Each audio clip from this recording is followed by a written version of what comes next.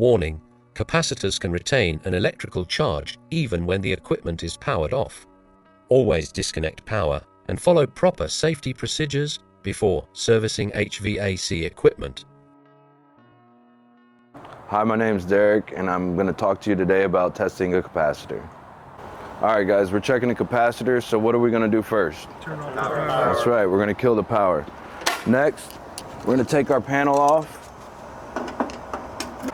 So now that we got the door off, we're going to take our screwdriver and touch it to our capacitor. Why are we doing that? To get out of electricity. To discharge all the power stored up in the capacitor. Next, we're going to take all our prongs off, because we can't test the capacitor without taking these off, because we don't want any backflow electricity to confuse us, right?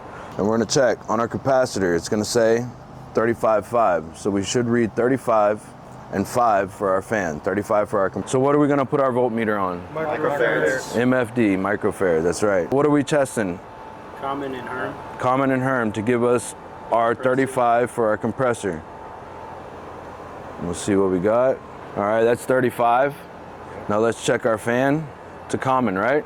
Yep. All right, that's going to give us our 5, so this capacitor is good.